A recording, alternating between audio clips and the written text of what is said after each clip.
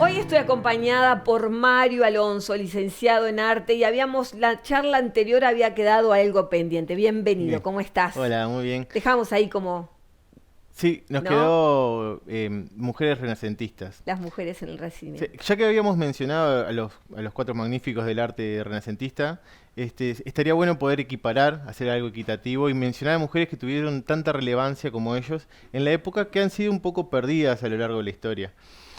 Mujeres que trabajaron desde la corte de los reyes hasta incluso hasta la corte del Papa Clemente II, incluso fueron creadoras de nuevos movimientos. Hay que imaginarse un poco la época. O sea, es muy complejo que estas mujeres alcanzaran determinado lugar. Primero que nada, como para hacer una breve introducción, las mujeres no tenían acceso a todo el conocimiento de lo que era el arte. Primero que nada, ellas tenían que pintar copiando a sus maestros, porque les estaba prohibido el estudio anatómico. Claro. No había forma La que... investigación sí, limitada. muy limitada, e incluso no se les permitía estar mucho tiempo con modelos solas. Y ni que hablar si eran desnudos, y tampoco estaba prohibido que pintaran mujeres. Por lo tanto, toda esa magia, todo ese control de la técnica, lo fueron desarrollando con mucho esfuerzo, Claro. con muchísimo esfuerzo. El doble o el triple que cualquier otro hombre de la época. Para nombrar, por ejemplo, la primera, podemos ir a Sofonisba Angucciona, que era una italiana que trabajó durante mucho tiempo en la corte de Felipe II. Es interesante esta mujer porque, primero que nada, porque hasta el día de hoy muchos de sus cuadros han sido negados de que sean de su autoría. Incluso en la Reina Sofía, durante mucho tiempo, cuando abrió el museo, su nombre fue tachado y se les colocó el nombre de artistas contemporáneos a ella que también trabajaban en la corte. Hombres, Hombres, sí. Se le claro. borró el nombre. Siempre se borraba el nombre de la mujer. Exacto, porque había una cosa muy particular en ella. Trabajaba directamente con el rey. No era que pintaba a cualquier persona de la vuelta, no, ella se encargaba de los retratos familiares. Claro. Incluso uno de los más importantes que hasta el día de hoy se marca en el museo como anónimo es el rey con su familia, que es algo atípico en la historia del arte. O sea, las familias reales nunca estaban juntas. Claro. Era muy raro, especialmente cuando el rey tenía 3 hijas, que todos sabemos que no era como lo predilecto de la nobleza Claro, no era tener lo que le hijas gustaba mujeres. tener al rey. Tres mujeres, no. Exacto. Una chancleta más, el rey no la quería. Claro, además es como muy importante esa escena porque él muestra como cierta paternidad que no era típica de los reyes españoles. Claro.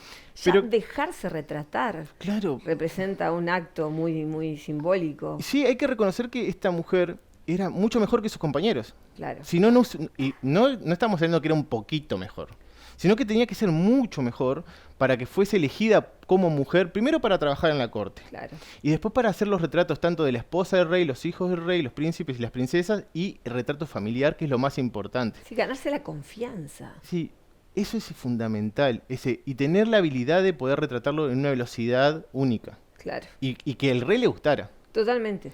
Este cuadro en particular se sigue negando que es de ella, pese que existen documentos, incluso en el archivo del museo, tanto del ministro de Educación y Cultura del 66, de 1966, que dicen que ese cuadro fue adquirido y que es de ella, y del director del 67 del museo. Pese a que estos registros existen, que dicen que el cuadro de la familia real es de Sofonsina, se niega su autoría hasta Claro. el día de hoy. Trata de mantenerse invisibilizada.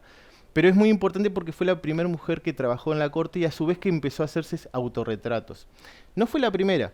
Si nos ponemos a pensar, Catarina Van Heems, que era una artista que también trabajó en España y también se estuvo muy vinculada al arte veneciano y de Roma, fue la primera mujer en hacer un autorretrato.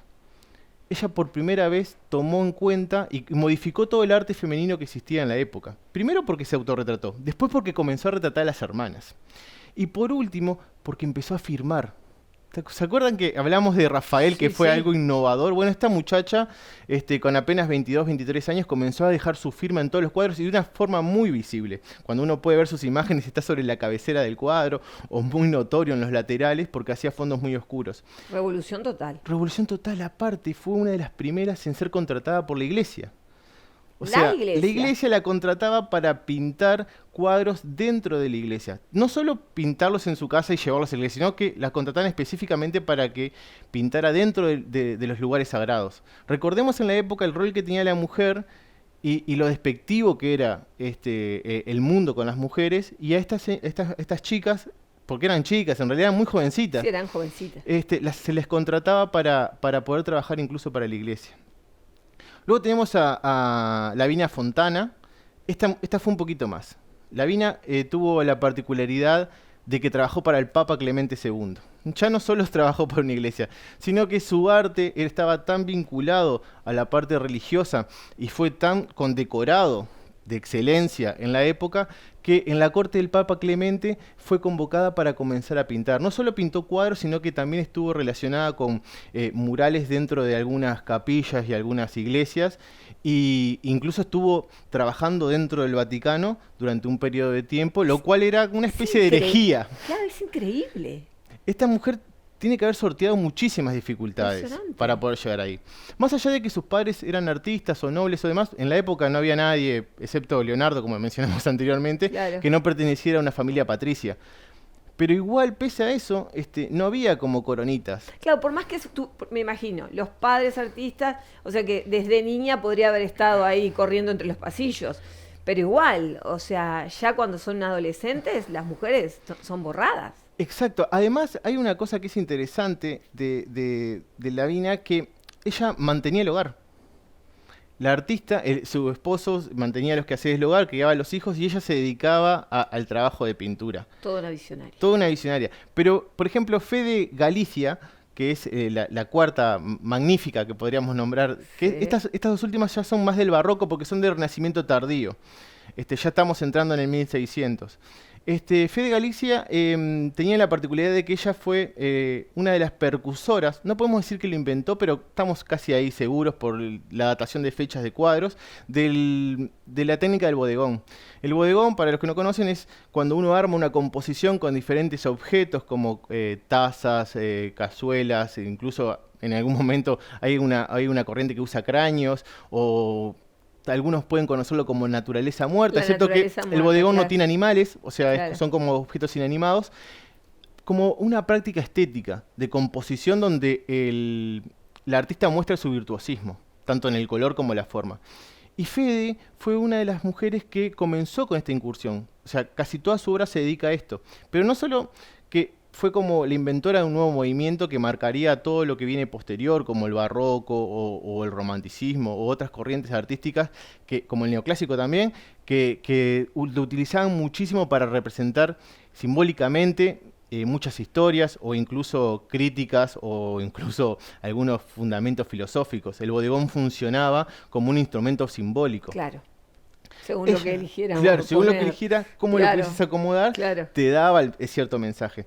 Pero aparte, Fede fue la primera mujer en generar un taller propio. Había artistas, tanto hombres como mujeres, especialmente mujeres que estaban a su cargo y se encargaban de hacer los encargos tanto para la nobleza como para el clero. No solo era una mujer que había diseñado o había inventado un nuevo sistema pictórico, una nueva corriente pictórica. Por supuesto que se había desarrollado en diferentes partes del mundo, pero no había contactos Sí, entre los artistas. como todo lo que sucede, surge.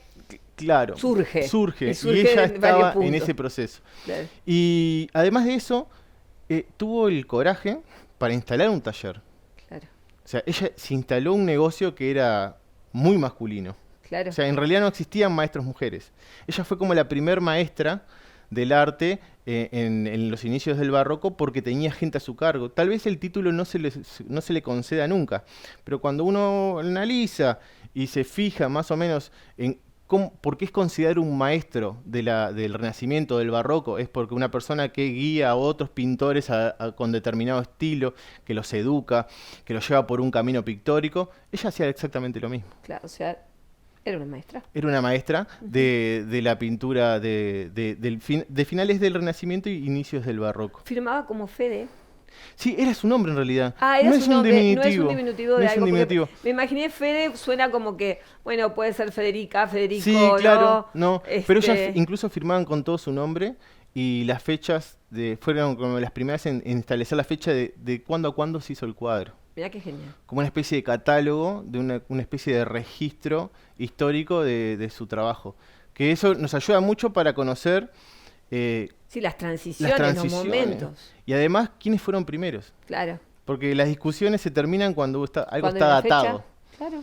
Y en el caso de las mujeres han sido muy meticulosas en este proceso de trabajo, primero con la firma de sus trabajos, algunos por supuesto como el de Sofonifa fue mutilado en muchas ocasiones y borrado totalmente de los cuadros, pero por suerte hoy teníamos como muchos análisis clínicos, por decirlo de una manera, de la Claro, sí, pintura, sí. las radiografías, los estudios que existen perdón. Imaginología. Exacto, muy bien, gracias. No, me salió de rebote, porque te aseguro que Que nos permiten ver que hay capa sobre capa y que nos enseñan cuál es claro, lo el que inició, principio. el principio, Claro. y ahí podemos encontrar las firmas de muchas de estas artistas que incluso se llevan discusiones de cuánto pintaron o no, y cuánto no. Y hay que recordar una cosa, cuando fueron estudiantes, es factible que su arte esté plasmada en el arte de otros artistas. Exacto. Porque a ellas no las ayudaba nadie, pero Claro. ellas sí ayudaron durante mucho tiempo a artistas renombrados que fueron sus maestros o que fueron Claro, que ellas incluso pintaban los cuadros, yo familiares. venía, le hacía 2 toquecitos y filmaba. Chau. Claro, que eso Claro. mucha gente se enoja por eso, pero o sea, no es algo real. No, es Los así. talleres funcionan de esa Claro, manera sí, sí. y existen de esa manera desde el Renacimiento, porque incluso hay desde Miguel Ángel a Leonardo, hay archivos datados que ellos comenzaron una pintura o la terminaban. Claro. Porque hay que buscar, la historia del arte está muy en pañales aún. Pese a que han Claro. pasado muchísimos tiempos, recién ahora estamos descubriendo cosas. En los años 80 se descubrió a Hilma, que es una de las artistas que inició la abstracción. También tenemos a finales de los 80 cartas de Duchamp que mencionan que el urinal filmado como R. Mutt, que fue lo que revolucionó el arte figurativo dentro en 1910, es otorgado por una amiga, que no fue creación de él, Sí, no fue. sino que, y esa carta existe porque es una carta que le envía a su hermana. El arte, la historia del arte como que se va reescribiendo Sí, continuamente. Van continuamente. apareciendo cosas nuevas, como toda la historia. Totalmente. Solo Según que quien la cuente. nos está tomando un poquito de esfuerzo cambiar los Encontré- libros. Exacto. Bueno, pero vamos. Yo, Mario, te tengo que invitar otro día. Bueno. Vos me tenés que decir que volvés porque realmente a Sí, mí por el supuesto. tema me apasiona y estoy segura que todos encontramos en este momento una razón por quedarnos boca abierta escuchándote. Gracias. Muchísimas gracias. Gracias.